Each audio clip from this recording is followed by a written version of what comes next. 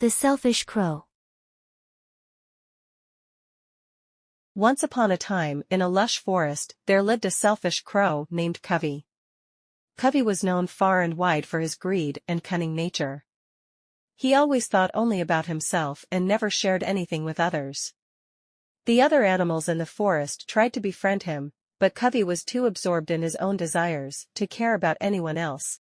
One hot summer day, Covey was flying around the forest when he spotted a piece of juicy bread lying on the ground. His eyes gleamed with greed as he swooped down and picked it up in his beak. Just as he was about to fly away, a hungry squirrel approached him. "Covey, may I please have a small piece of that bread? I haven't eaten anything all day," the squirrel pleaded.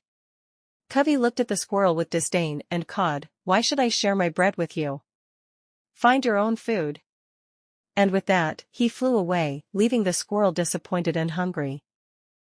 As Covey continued flying, he saw a group of birds huddled together under a tree, looking weak and tired.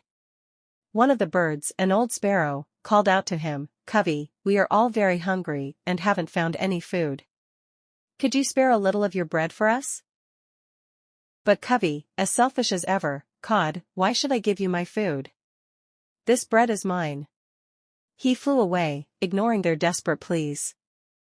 Covey found a tall tree where he could eat his bread in peace. He perched on a high branch, feeling proud of himself for keeping the bread all to himself. As he was about to take a bite, he heard a rustling in the branches below. Curious, Covey looked down and saw a fox sneaking up the tree. The fox was known for his clever tricks, and Covey immediately grew wary. But the fox had already spotted the bread and had a plan in mind. "Good day, Covey," the fox said slyly. "What a fine piece of bread you have there. It must be the tastiest bread in the entire forest." Covey, who was quite proud of his find, puffed out his chest and nodded. "Indeed, it is. But it's all mine." The fox smiled cunningly.